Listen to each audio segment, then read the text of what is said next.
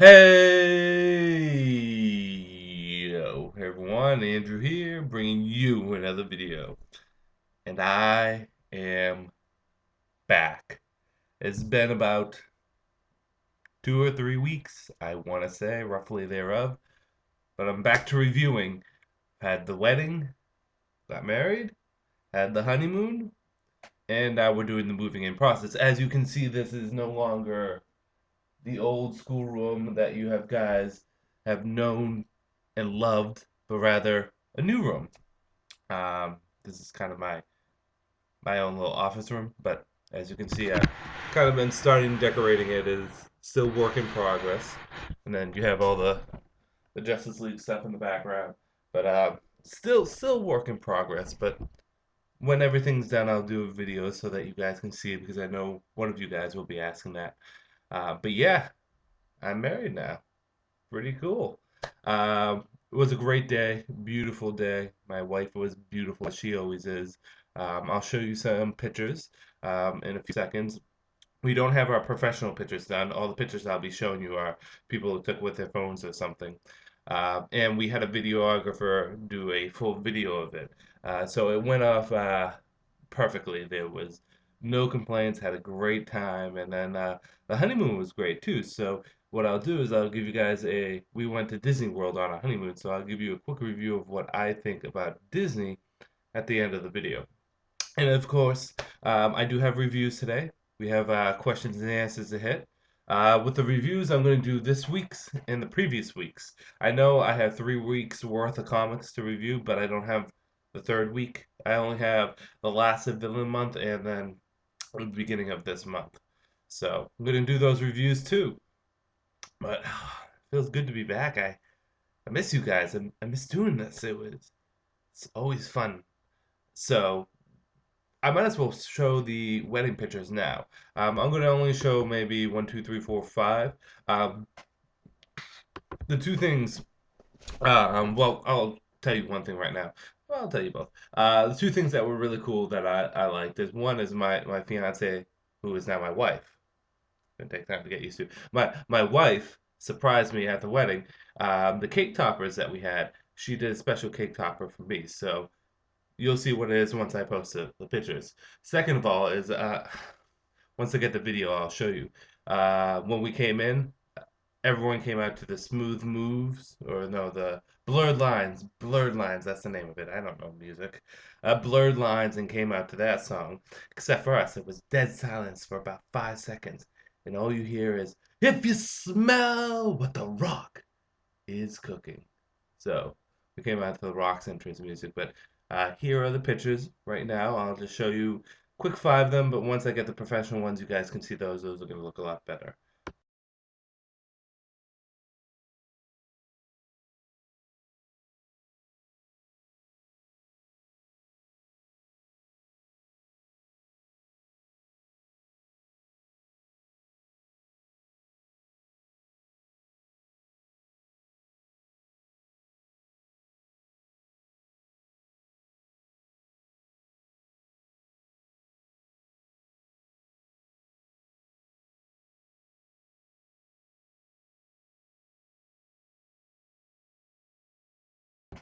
Pretty nice pictures, huh? Like I said, they're only pictures that have been done via phones. When we get the full pictures, the professional pictures, then you guys will see those, and they will be nice. Uh, but yeah, we went on Disney World, and again, I'll give you my review of Disney World at the end of this because I do have my opinions of Disney World. And when it came back, a lot of stuff had happened. One, Charizard now has another Mega Evolution. So he has Charizard Y, which is the one with Drought, and Charizard X, which has Tough Claws and is a Dragon Fire, which is a good type change.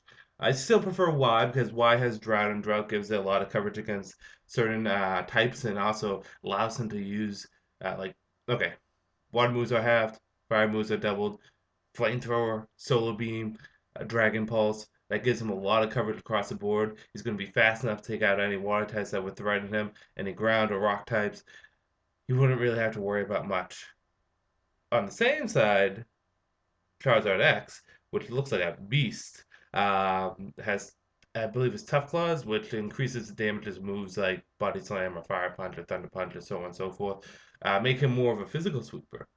I don't know what moveset I would play around with him, but the thing is, I named both X and Y, so I'm going to have both Charizard X and Charizard Y. So it's all going to work out in the end. So came back to that news. Um, Came back to some games too. I got the Scribblenauts Unlimited or Unmasked, sorry, which I haven't done really any missions in. I just been playing around to see how many characters they have in there. It's pretty good. They even have like the most obscure characters like Odd Man. My friend is like, they won't have Odd Man. He didn't even show up in a comic. He was only in a publication or he was a character that was supposed to be in a comic that never got to release, but he got released, and there you go. And it's a little warm in here. It's fall, but it's getting a little warm. And of course, I came back to Legend of Zelda Wind Waker HD, which I have been playing. Beat Dragon Roost. Um, Gorgeous, absolutely love it. Second favorite Zelda game, so I'm glad that they did this. What I really like is also the box design, very reminiscent to my favorite Zelda game, which is Skyward Sword. I really like the gold background with the Link standing there. So I will put you there. And because I got the special edition, I also got the Ganondorf figure, which is pretty cool. When I went to Disney World, I did come back with a few souvenirs, two Skyward Sword shirts, a Legend of Zelda manga 10 pack, which I don't read manga, but I'm going to give it a shot. I've already read the Ocarina of Time 2 books and jumping onto Majora's Mask, so going to give that a shot, and who knows, maybe that might open me up to manga in the future, or manga. I got an Aerosmith shirt from the Rock and Roller Coaster. My wife bought me a Tower of Terror shirt because fun story is, well, not a fun story. The only thing I really ever pussied out on was the Tower of Terror. Last time I went to Disney World was 16 years ago, and I pretended to have an upset stomach not to go on the Tower of Terror because I was scared. I know I don't like saying that, but I was. And then I made it my mission that this go around that I would go on Tower of Terror and I would conquer the shit out of that, and I did. Really wasn't that bad. Again, just a little kid, didn't know any better. So got that shirt, and I feel as though I got some other stuff. Oh, I got another armored Red Ranger, so that I have one in package. I want to show you guys my Power Ranger section. Sometimes it looks really cool. It really does.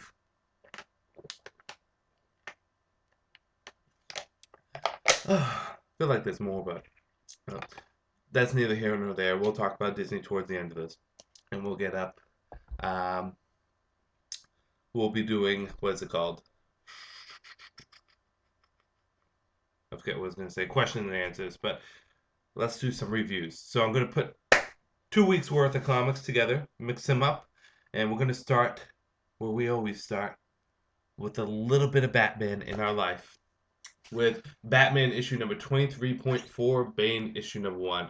Now I'm going to do kind of a speed round with all these because we got 2 weeks to go through a lot of comics. So I'm going to give you the basic gist of what I think and then the score. This I'm going to give a 4 out of 5.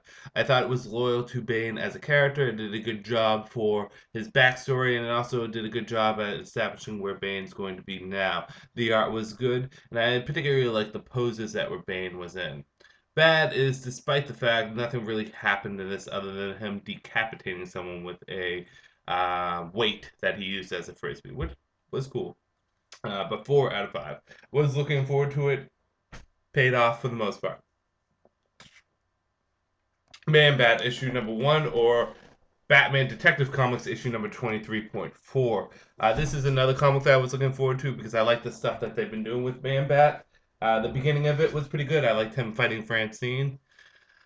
However, towards the end, it started to turn Man-Bat into more of a villain. And if what you guys may or not know, Man-Bat was originally his original concept back in the 70s was that he idolized Batman and he wanted to be a hero. So I like that John Layman was going back to the roots. Now they're kind of turning him back into the monster. We'll see where it goes. On a whole, it was a fun issue, but I'm going to give it 3 out of 5. On to Detective Comics issue number 24.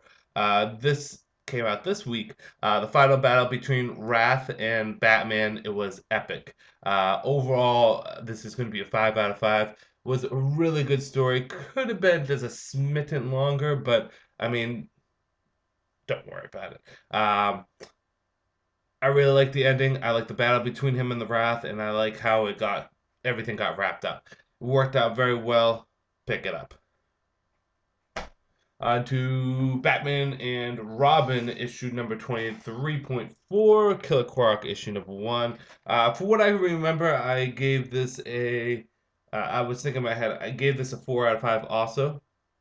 I think it's a good backstory for Killer Croc, a good analysis on what he does and where he's going, and how he's no longer kind of hired muscle. He's more of he's actually thinking. He's actually getting goons and creating kind of an underworld cult.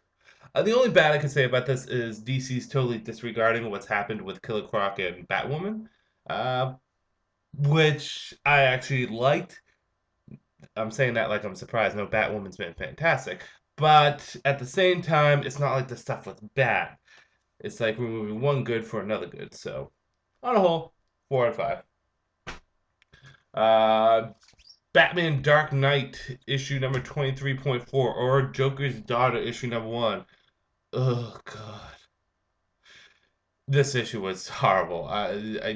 Didn't really care for the Joker's daughter. Her backstory was okay, but I hate the underworld thing. I don't think she has any good motivation. And in addition to that, the writing was kind of meh. Um, I don't really understand what I don't know.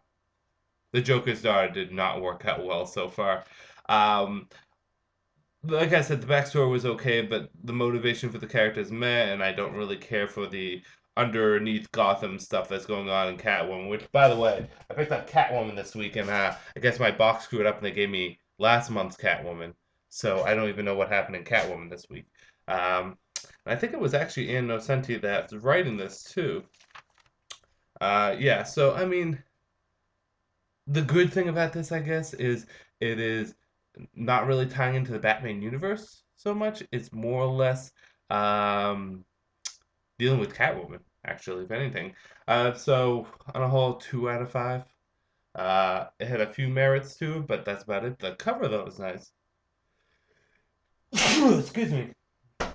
Um, but you know, one thing I didn't like is they kind of showed what she looked like younger without the mask on. I think it would have been great if they just kept it a complete mystery what she looks like without the mask on. That's me. Batman and Superman issue number 3.1, or General Zod issue number 2. I mean, Doomsday issue number 1. If you don't know what I did there, it's because this issue is more General Zod than it's Doomsday. Not that I'm complaining, but basically it kind of rewrites Doomsday's origin to be more of a Kryptonian thing. Not to say that he wasn't Kryptonian before, because Doomsday's original origin was he was a Kryptonian experiment. However, in this, it's tying it more and more to Krypton, and also to General Zod. Um, the writing was good, the art was good. I also like the nice nods to the reign of Superman that was thrown in there. Because in the backstory or the myth and legend of Doomsday, he fought 4 warriors after the death of the Knight of El. Get it? The reign of Superman. Two bad things I think about this is, one, I don't think they really give a clear definitive. No, three bad things. They don't give a clear definitive origin for Doomsday, which isn't horrible. Two is that it doesn't address any of Superman's Doomsday and how he is tied into the death of Superman. And three, General Zod, as a depowered Kryptonian, was able to defeat Doomsday, where Superman could not. Well, Superman did, but as a full-powered Kryptonian. Seemed a little off. Besides that, it was a solid issue, 3 out of 5. I think the sum of its parts were better than its whole. That's just me. Batwing issue number 24. This issue was awesome. Lady Vic versus Batwing. Batwing knows he's outmatched by Lady Vic, so he he uses some different tactics, which work out really well. There's some personal stuff going on in here, especially with Batwing's ex and what's happening with her, and some he again continues to modify the costume. And though I enjoyed um, Batwing beforehand, I love it now with Luke Fox. This is one of the nice gems of the DC universe that if you're not picking up, you should be. It really is fun. 5 out of 5. Moving on to Batman Black and White issue number 2. Um, Not to give away with any of these stories, this was a far superior issue from the last one. I got a lot more enjoyment out of it. The stories were a lot more differentiating in their tones and their art. Although the cover on the first one was better, issue number 2 was overall a better experience. Definitely recommend picking it up. 5 out of 5. I think my favorite story is the Joker story. Although the Man Bat one was also pretty good too. Really, really fun stuff in this. So pick it up. Moving on to TMNT issue number 26, City Fall Part 5, I believe, or Part 6. Uh, yeah. So basically, a couple things happen in this. Everyone kind of has their own story going on. Leo and the Foot Clan take on the French Ninja Clan, which I forget what their name is. Uh, Donnie is working with that crazy professor to get some tech to help out Leo. Mikey is kind of reuniting with his pizza friend, and Splinter is working with old Hob and Slash, which is going to bite him in his ass. I think particularly the nice stuff, and my favorite portion of this is at the very beginning, where Donnie is having a out of not Donnie, Leo is having an out of body experience in meditation, and he's talking to his dead mother, and in that she's kind of saying, you're lost right now, my son, but once you're found, I'll always be there for you. And very touching stuff.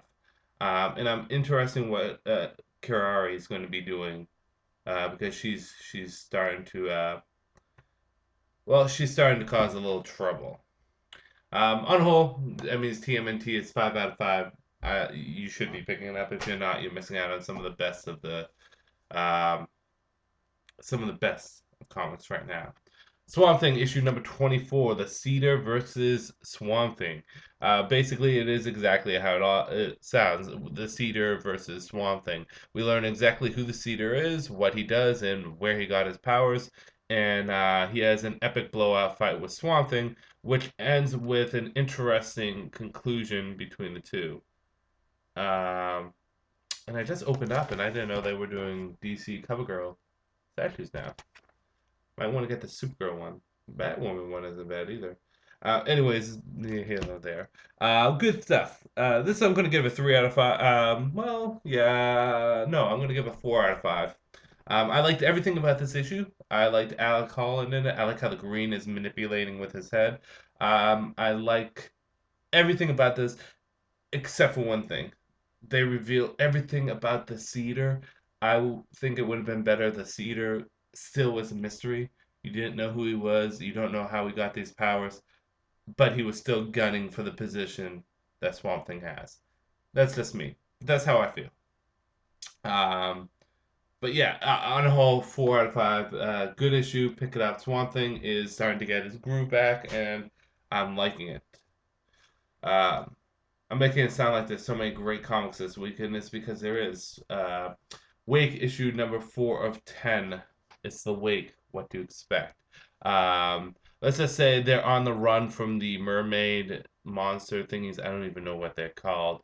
A lot of people die. A lot of people come back, and a big, huge. And when I mean big, I mean size-wise, not just how big of the reveal it is, but a big, huge cliffhanger at the very end. 5 out of 5. Scott Snyder's knocking it out of the ballpark. Okay, now it's time to reach back in my head, and because it was early this week, I did these. Um, yeah, I remember. Superman issue number 23.4.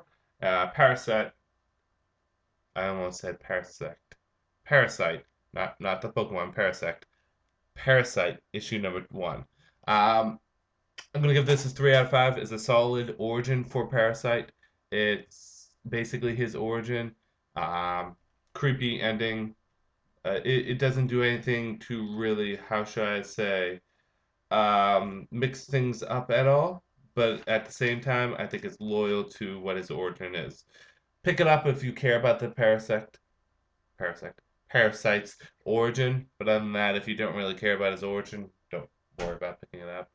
Metallo, issue number one or issue number 23.4 for Action Comics. Again, this is dealing with what happened to Metallo after the Brainiac incident and exactly what he's up to now and his slow descent into becoming a villain and I want to say it's, well, yeah, it is kind of a slow descent and exactly where he's going to go from here. This is kind of a tie-in. If, like I said, all the Villain Month issues is like two of them. There's an origin issue or an issue dealing with what's going on right now. This is an issue dealing with what's going on right now and him joining the secret society. Spoiler. The only thing I don't like about this is it doesn't take any risks, but like the Parasite, I think it's loyal to previous stuff.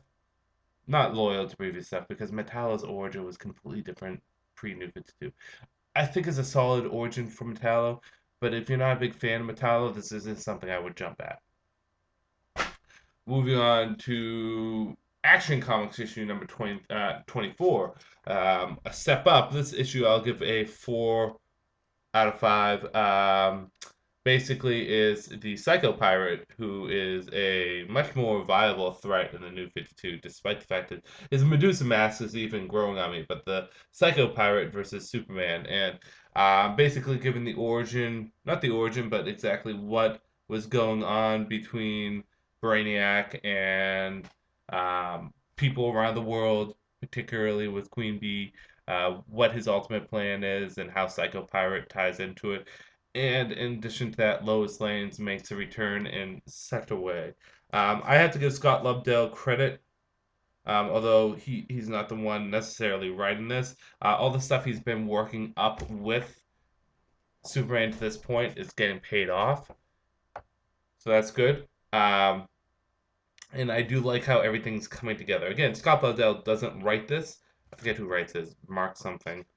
Because I noticed that when I was reading it. Because I like, oh, Scott Lobdell is continuing this Brainiac um, Queen Bee thing, and there's Mike Johnson. There we go. Um, but everything's kind of coming together, and he does good Psycho Pirate. What did I give this originally? I think gave this a 4 out of 5. Pretty good. I think they go a little too much into Superman's past, but one of the ways to fight Superman is through his mind. So, solid issue. Black Bat, issue number 6. I feel like I skipped an issue or I missed an issue here. Basically, it does feel like it because he's already defeated that brute, Marco. And now he's on the run to stop the bomb from going off. Can Black Bat keep it from going off? Black Bat, I'm going to keep it at a 3.5 out of 5. Although this was heavy in action, I do feel as though I'm missing an issue. I'm not going to hold that against this issue because that's probably my fault. Uh, but it just, even the twist feels a little bit predictable. I think too much happens in this. It's very messy. He finds the bomb, he finds the hostages, he defeats the bad guy, he's on the run from the cops. It would have been nice if it wasn't quite as much in there, but I do like what Brian Buccellato or the Booch is doing, revitalizing this character. Out of the two Dynamite issues that I'm going to be reviewing this month, I do like this a little bit more, although I think I am going to give Miss Fury also a 3.5 out of 5. Miss Fury was good. It's starting to make a little bit more sense. I don't think time travel should have been the first story with Miss Fury. But what I do like about this is that we get a lot more of her inner character and what makes her who she is. And things are starting to make more sense. I'm not gonna lie, Miss Fury is not the easiest comic to jump onto because it is a little confusing on what's going on. But in saying that, what's going on is pretty good. I'm not a big fan of time travel stuff, but I am curious to see what's going to happen in this. The real bad I have to say is it still is just a little confusing, but it's holding tight. Miss Fury is a fun comic, and I'm looking at all the variants and hmm, uh, it's holding tight, and I do still enjoy it. 3.5 out of 5. Sinestro issue number 1 or Green Lantern issue number 23.4 gets a 4 out of 5. Again, solid origin for Sinestro. Draws on the stuff from pre New 52 while giving it its own little New 52 twist. Very much like some other origin stuff for the villains. If you love Sinestro, pick it up. But if you already know Sinestro's backstory and you don't want to deal with it, if you don't need to know it, then you don't need to pick this up. But it's really Sinestro's origin. Plain, flat, and simple. Green Lantern issue number 24. This continues the Relic storyline, and boy, does it heat up. We get an absolute motivation for Relic, what he's doing, what he's doing. The gang is all together, except for Guy. Guy's still Red Lanterning it up, and the rings are stopping. They're not working anymore, and it leaves off on boy of a cliffhanger. Boy of a cliffhanger. Um, Shit. Talk about shit getting real. 5 out of 5. This issue was great. A lot happened, but enough that it doesn't feel overloaded like Black Bat was. But it just pushed the story so well, and this is really, I think, the best issue of Lights Out so far, and it's part 1. But everything was leading up to Lights Out, so I kind of consider this like a mini major story arc. Like everything beforehand is part of the story arc, but if this is the crossover, which it is, it's starting off pretty good. It's starting off really good. Moving on to G.I. Joe, A Real American Hero, issue number 194. The Joes finally get permission to get their men back and to get the hostages back. This I'm going to give a 3.5 out of 5. I really do like the preparation of this issue and how every Joe is kind of utilized. But at the end of the issue, I realized nothing really happened. Nice prep stuff going on, but like I said, nothing really happened. It just was the Joes getting ready. But I do like it. Larry Hammond, I think his recent Joe stuff has been okay, but I feel as though he's starting to get things going again. I would like to see a nice big epic, but that that's later. Going on to Injustice Gods Among Us, number 9, the fallout to Superman. Um, Killing all those parademons, taking all those lives, because parademons are, well, I guess in the Injustice universe, are real things. In the mainstream DC universe, I think they're considered more machines than anything. But um, I think the highlights of this was Flash talking with Superman about exactly how far they're gonna go. Do we take all the guns? Do we take people's cigarettes? Do we stop people that are driving while texting? I mean, how far do we go on arresting people? And then Batman trying to get his coalition together. Some nice stuff with Damian showing up and confronting his father, and on a a lot of nice little bits in this. Um, I'm gonna keep this at a 4.5 out of 5. The only reason why I'm not giving a full 5 out of 5 is that it doesn't blow me away in any way, but it is a solid issue. Injustice has been nothing but great lately. If you want to talk about great, let's talk about great. A Green Arrow issue number 24. That's all you need to know. Since Jeff Lemire and Andrea Sorrentino has jumped on, Green Arrow has become nothing but awesome. And is Green Arrow versus Count Vertigo, and it is pretty badass. Even though Green Arrow is incredibly hurt, it's pretty damn badass. And like I said, um,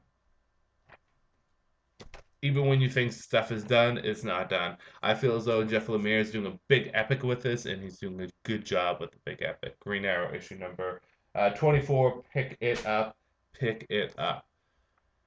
Aquaman issue number 23.2. Ocean Master issue number 1. This also gets a 5 out of 5. If you don't care about Ocean Master, read this. You'll start caring about him. It hits heavy on who Ocean Master is and what he does, and it has a very creepy ending at the end. Well, not really creepy, but it uncomfortableness. Um, yeah, I don't even want to go into it, but really, Ocean Master is a badass, and I'm interested to see where his character goes from here. So this gets a 5 out of 5. Throwing out a lot of fives this week, but threw out a couple twos and threes too. Speaking of a three, Firstborn issue number 1, or Wonder Woman 23.2, an okay issue. It gives you origin of Firstborn, pretty badass. I think it's continuing the story arc pretty nicely, but it does feel like a little bit of a slowdown compared to the big stuff that went on beforehand. I'm interested to see what's going to happen with Firstborn after this issue, but it's a pretty solid issue for Firstborn to say the least. I don't think, I mean, it told us his origin, but I'm not really surprised by anything. I don't think it pushed the envelope at all, but I think this is still a solid issue. 3 out of 5. Pick it up. Actually, let's make it 3.5 out of 5. Talk about solid issues and talk about cliffhangers. My God, Earth 2, issue number 16. James Robinson. You cutie patootie, you. You just like to tug at me. Even though you're leaving the book, you love tugging at me. It is the. I'm just going to call them the Justice Society. The Justice Society versus Steppenwolf and his Furies. And let me just say, you will not. You will never guess on who wins the fight, who ultimately is the victor, and who ultimately that person ultimately is. Boy, is it a twist. 5 out of 5. Um, Black Adam, issue number 1, or Justice League of America, issue number 7.4. I really enjoy this issue, even though I'm going to give it a 4 out of 5. I thought it was a great reintroduction of Black Adam, using the Egyptian gods, using his country, Kordak, or whatever it's called. I don't know how to. Kondak? Kandak? How do you pronounce it? How do you guys pronounce it? And I felt as though it had a strong ending. I don't feel as though it pushed the envelope too much, or did anything too amazing, but I did really like this issue, and I am pumped for Black Adam in general. This issue was good. Pick it up. 4 out of 5. Secret Society issue number 1. See, this Secret Society is really not about them. It's more about the outsider.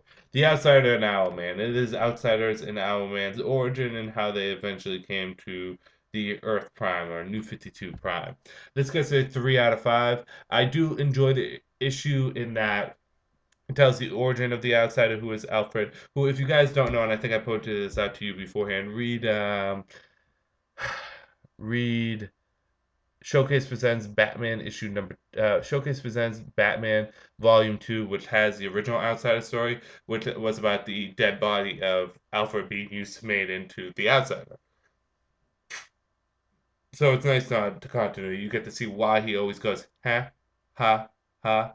And it's good stuff for Owlman too. Bad is this is supposed to be about the Secret Society, and it's more about Owlman and the Outsider, which is fine. I'm cool with that, but it would have been nice to see more about Azo and Copperhead, because those are the people I was looking forward to. And Forever Evil issue number 2. Uh, this gets a 5 out of 5. Much better than the first issue. Nice cliffhanger at the end, which I was pumped about. Luthor is awesome. The battle against the Titans and Johnny Quick was cool. And the stuff going on internally with the Crime Syndicate is really awesome. And I'm talking about you, Owlman, Superwoman, and Ultraman. Really good issue. Really enjoyed it. Let me just grab what I think are the best issues this month, and I know exactly what they're going to be.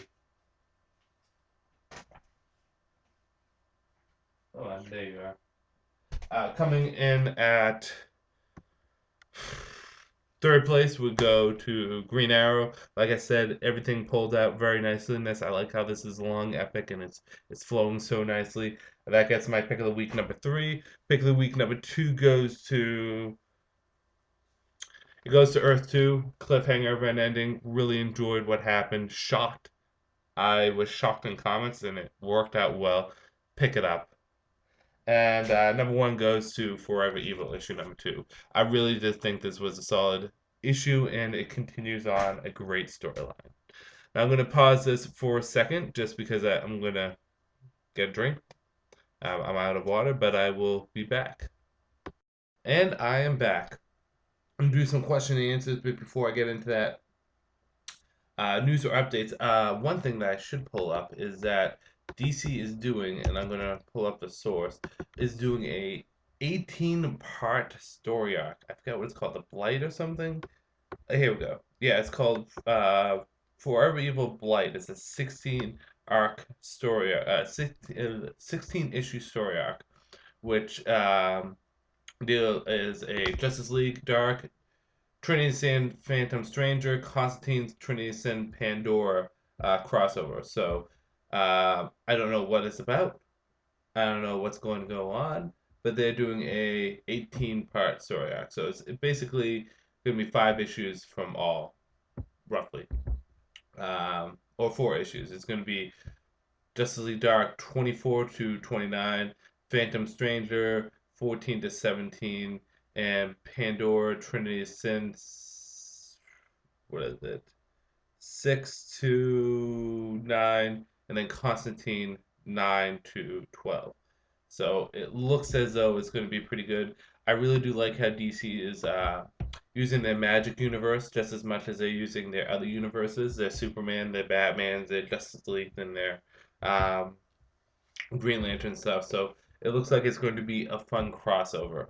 Now that I have moved out of my parents' house and into my own place, I'm gonna try to start do videos more often.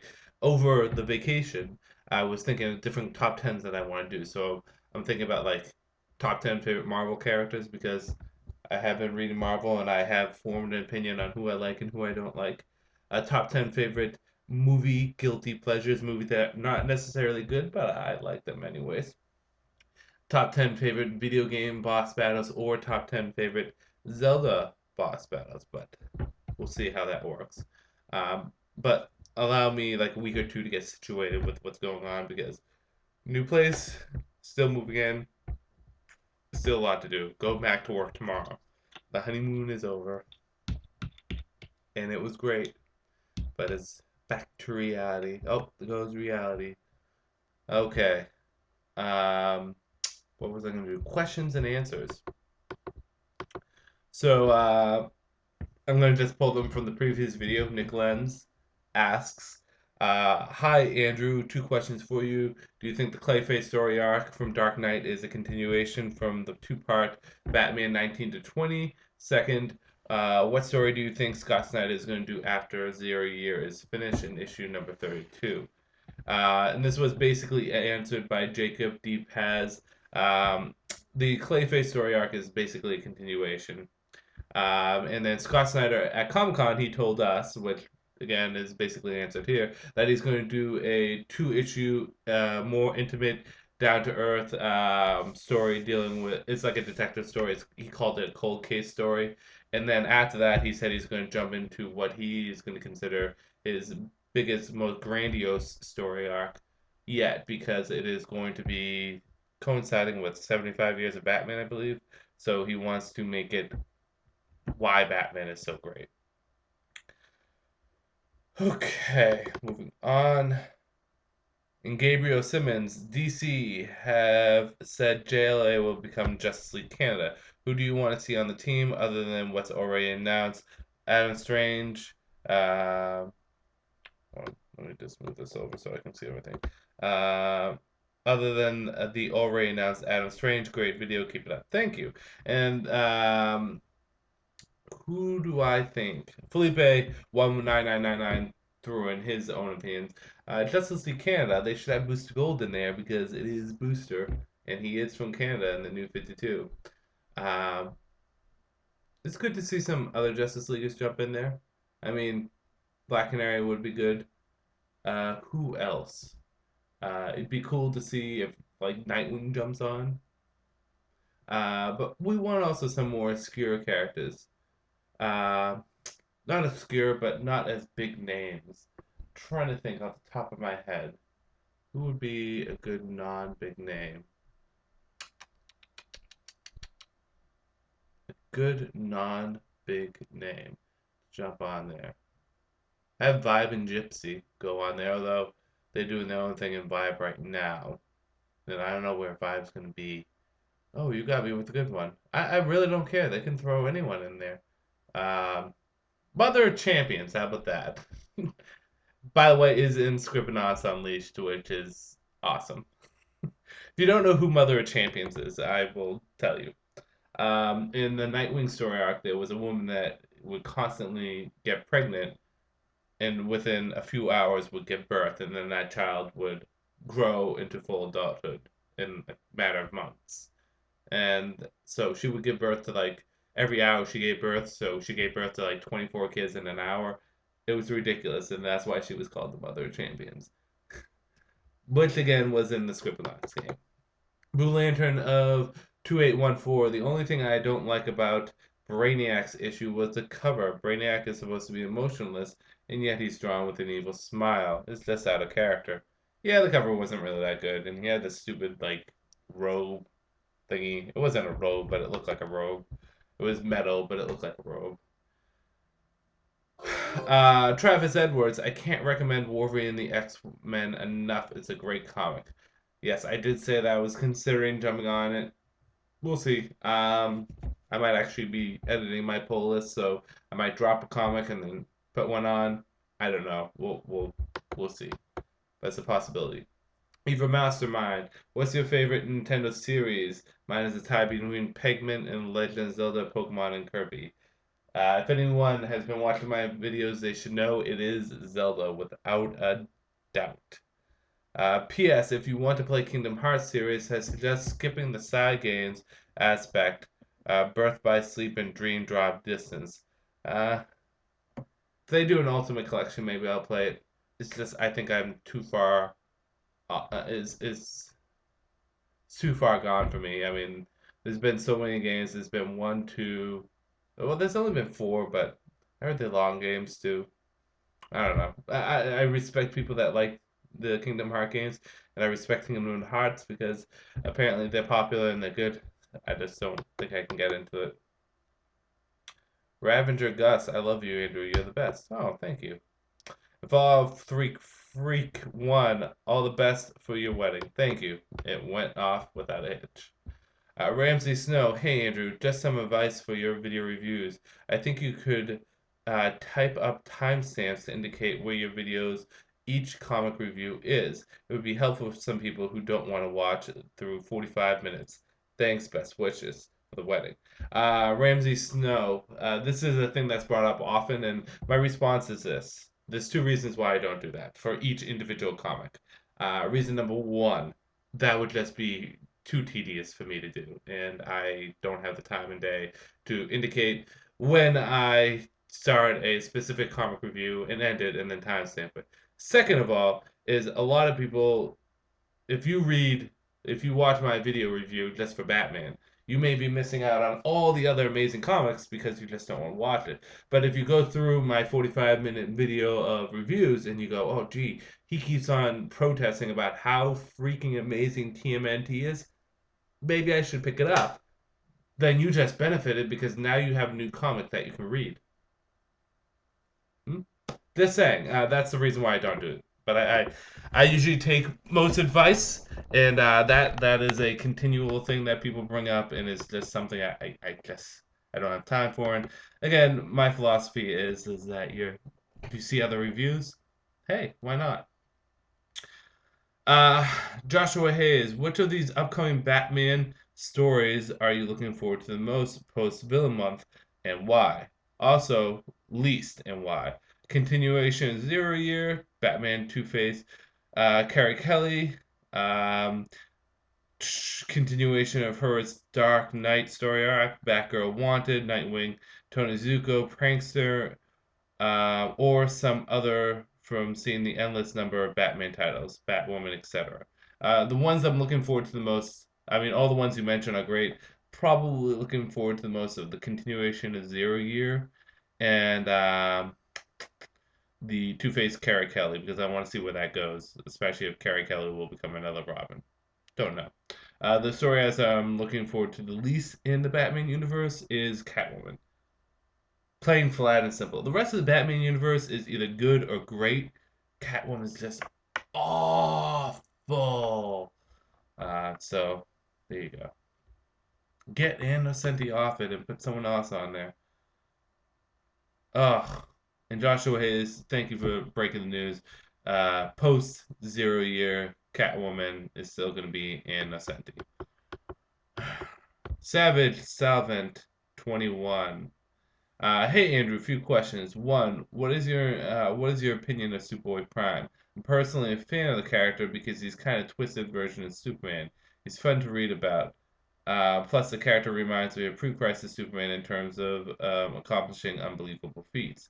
Two, do you believe Captain Marvel slash Shazam will ever be a popular character? I personally like Captain Marvel slightly more than Superman because his powers are fantasy-based instead of sci-fi like Superman.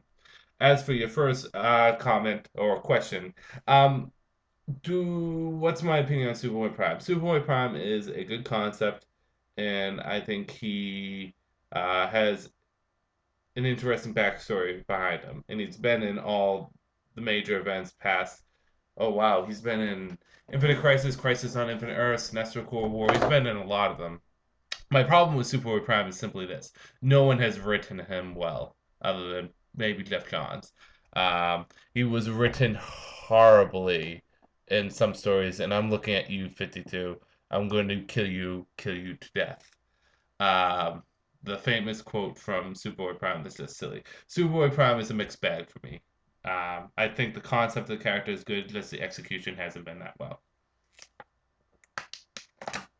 Do I ever think Shazam will be a popular character? Yeah, if DC keeps pushing him the way that they are, it's definitely a possibility. I wouldn't mind seeing Shazam on the either the Justice League or the Justice League Dark. I think the Justice League Dark would be a good place for him because he's magic based, and Superman would be the Justice League's heavy hitter. Martian Manhunter would be the Justice League Americans heavy hitter, and then Shazam would be the Justice League Dark's heavy hitter. But again, if they keep on pushing him the way that they do I think he'll be popular enough for his own comic anytime soon? No. I think backup stories in Justice League is the perfect place for him because people are going to read Justice League anyway, so that's a great way for him to get exposure. But that's as far as I would go. I don't think he's quite there for his own comic, but if they continue pushing where he the way that they've been pushing it, then it's a possibility. One more question, ran out of space. In regards to martial arts, what are some martial arts you find interesting? I believe wearing a uniform, a gi as it's called, is unrealistic, especially in regards to being in a real fight. I also believe that the best martial arts are the ones that prepare you for all scenarios, whether it's a street fight or a competition. I'm going to tackle the gi thing first.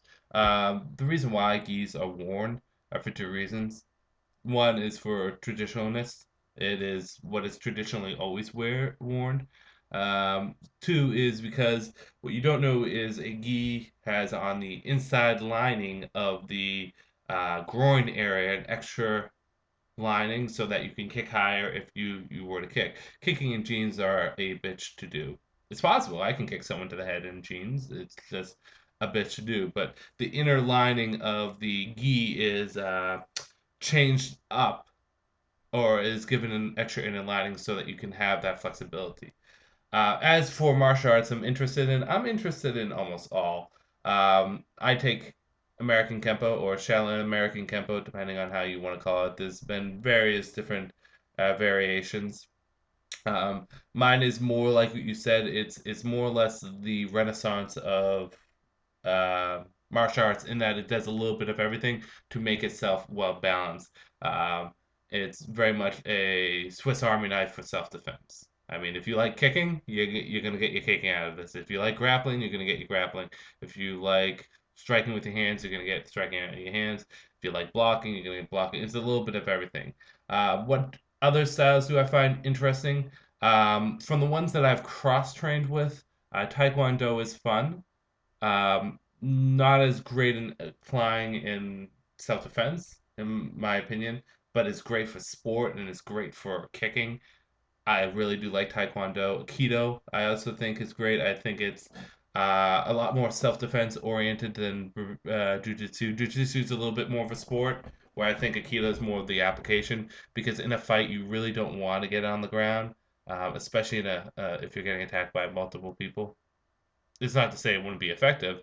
You get someone in some kind of hold, they're screwed on the ground. But the last place I ever want to take the fight is on the ground. But Aikido, grappling wise, is a lot more with the redirection and everything is great. I do like those particular two styles. I've enjoyed working with them and cross training with them, but my favorite style is still um, is my own Kempo because I've tried so many different styles and it's just the one that's been most flexible with me. I'm I love it. As but again, for the gi is for tradition and is for the ability to learn how to kick and not have to worry about that constraints. Is it unrealistic? Yeah, maybe you're not going to go on the gi, but at the same time, if you're thinking about it, if you're I don't know, a female and you're wearing yoga pants, they're still going to give you as much flexibility as if you wore a gi. So is it really as unrealistic? I don't know. It's up to you. Those are the styles that I enjoy the most. I like self defense and application more than sport. That's just me. Eric Simmons, what's your favorite volume of Nightfall? Probably the first, although the third comes in very close. I just like the systematic deconstruction of Batman by Bane, but the rebuilding of Batman is great also. What's your favorite villain month issue so far? That is tough. I'm gonna have to think about it. Uh, I don't I don't even know. You're gonna have to give me a week to go through all the villain month ones and look. I think I liked again, I need to look through them. I'm not gonna pull one out because I have to look at all the ones I loved. Like Ocean Master was one I loved. That was great. Riddler I loved. So I'm gonna have to actually go through them all. Billy Bob, Billy Bob, Bob Bob. After hearing the question about Batman's villains, I'm started to think there are no Bruce Wayne Batman. Uh, if there was no Bruce Wayne Batman, what villains would still be in Gotham? Bane and Ra's, but he may be different in a different city besides Gotham. Scarecrow and Penguin and Killer Croc, Mad Hatter, who else? Oh God, I gotta have to think about it. So yeah, Penguin would still be in Gotham. Scarecrow would still be in Gotham. Bane would just not be going for Gotham, but he would still be around. Ra's al Ghul would probably have taken over the world by now. Other villains. Other villains. Uh, Dr. Hurt would still be around. Clayface would probably still be around. Poison Ivy to a degree would still be around. A lot of people go on this theory that villains are created by Batman, his rogue guy. If you think about it, Batman's really it's the Joker was kind of created by Batman, but the way they're writing Red Hood one now, he would still be around, just not as crazy. Two Face would eventually. I mean, the scarring may not happen, but his psychosis that he has, his multiple personalities problem, would eventually kick in. I would say a good chunk of his rogue alley would still be around, but they would be different. Um, I am against the theory that Batman made his villains. They're not, and it stems back to the fantastic episode in Batman the animated series when the new district attorney was taken to Arkham, and all of them put the Batman was put on trial for creating them all. And at the end, the district attorney said, Batman didn't create you. You guys all showed up on your own. Yeah, maybe you would have a different gimmick or wear a different mask, but eventually you guys would all show up. Batman didn't make you, you made you. And that's the thing. They are all evil, they are all bad, or they are all screwed up in the head. They would just be different. That's my theory. Let's see. Um, Lost Worlds Comics, I guess, is asking who would win in fights. So Deadpool versus Red Hood and the Outlaws. Outlaws, the whole team. The Outlaws, because they outmark. I mean, a fight, what do you determine a fight? Who would beat up who, or who would kill who? Because you can't really kill Deadpool, but if you're looking to beat him up, the Outlaws. Gambit or Nightwing, I would go with Nightwing. Hit Girl or Damien. It's a toss-up. Hit Girl's pretty ridiculous. Damien's pretty ridiculous. I'm gonna call that a tie. Superman versus Thor. Superman would probably win. Just because Superman's vulnerable to magic doesn't mean he's weak against magic, people. Remember that. Superman is affected by magic like everyone else, but it's not like he has a weakness to magic. He's just vulnerable to it. Um, Daredevil versus the Joker. Daredevil. Of course, Daredevil would win. And then George Jones. Who would win? Deadpool versus Red Hood and the Outlaws. Oh, it's all the same things. I wonder if it's a response. Buffy 8 fam. Why don't you do Buffy season 9 anymore? They stopped at 7. No, I still do Buffy season 9 reviews. I've been doing them all in my comic load videos. So watch my comic load videos and you will see they're all in there. I've been doing the Buffy reviews. So those are all the questions and comments for the week. If you want to post a question or comment, just put it down there and I will 100% respond to it. As for Disney, my Disney review. I want to start things off by saying that this is going to be a review of Disney itself and not my honeymoon. My honeymoon was fantastic, so anything I say, positive or negative, in terms of Disney, does not reflect on how I felt on my honeymoon. Let's start things off with the good of Disney. Great atmosphere. All the people that acted in character were in character, as in something just dropped. Was Aquaman. All the Disney princesses were in character, and everyone was in character. It was kind of cool to get all the signatures. We got a lot of people's signatures. The food was great. We got to eat in Cinderella's castle, which was awesome. The food was great. Uh, Rock and Roller Coaster was my favorite ride. Really fun ride. Actually, most of the rides were fun from nostalgia point of view, and also from just overall. Like Tower Tower was really fun too. Um, I really do like Walt Disney himself, his face being plastered everywhere. Again, nice little old-fashioned vintage feel to it. And I do like that they use the classic old school Mickey, the one where he had the white face and no pupils in his eyes. That's the Mickey I like more. Like the epic Mickey look for video gamers to understand. Did like that. Traveling from point to point was pretty good, enjoyable, and there was a lot to see. I really did like the safari too that was on Animal Kingdom, and my favorite highlight was in Epcot, not actually Epcot itself, but the World Showcase. That was awesome. I really did like that. That was my favorite. So those are the good. Bads. I felt as though all the rides were a little short. Despite how good they may have been, before I get into the bads, another good is I really did like the animatronics for the presidents and for the history of America. Those were great. Those were great shows too. But like I was saying, first bad is I felt as though every ride was kind of short, kind of bothered me. Two is I felt as though there wasn't enough Star Wars. You think if you own the right to Star Wars, they would be building another magical kingdoms focused just on Star Wars. There was like one thing for Star Wars. That's it. They own the rights to Star Wars in Indiana Jones, but they should have like a Star Wars land. That would be amazing. On the first night we were there was supposed to be a Halloween party. We paid $70 to go to it and it got rained out and we didn't get refunded. That pissed me off. The meal plans were fun, but they don't include tips. I think that was more our fault than anything. So I'm still paying $20 for the tips. But whatever, it's fine. That's not a big deal. I felt as though some of Disney could have used some updating. Like some parts feel like they're still from the 80s. And there was a few technical difficulties on some rides too. Um, so that was a little annoying.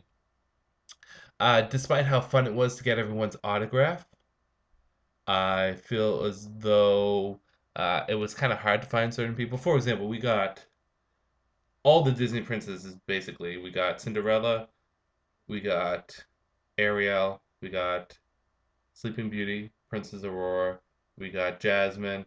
We got the girl from Brave. We met Bella, but we didn't get her autograph. I was part of her show. We got Mickey, Minnie, Goofy, Donald, Pluto, Buzz Lightyear, Woody, Mary Poppins. I feel like we're missing someone else, but like,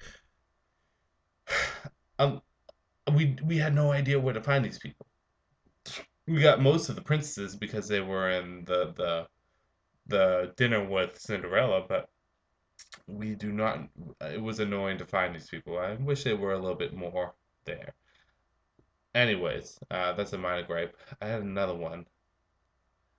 I don't know. I enjoy Disney. I would give it a 4 out of 5. But I feel as though Disney needs competition, like they're asleep at the wheel, that they need something to vitalize them. But on a whole, it's fun. It really was fun. It was really enjoyable, and I did like it. But that is my review of Disney. That is my video for the week. Oh, I have a Twitter account now. Um, shit. Okay, what is it's either going to be under Andrew Shelton, Shelton, or it's going to be under Andrewcutter Inc. So INC at the end, or just Andrewcutter. Type in any of those, and you'll eventually find it. But yeah, I'm going to start using Twitter. Once you guys start adding me on, I'm going to start posting stuff. Nothing big, but just my thoughts throughout the day while I'm at work. And I'm going to try to post up more videos now that I'm in my own place. But yeah, I'm going to end this video here. This is Andrew saying peace out for now, and it's good to be back.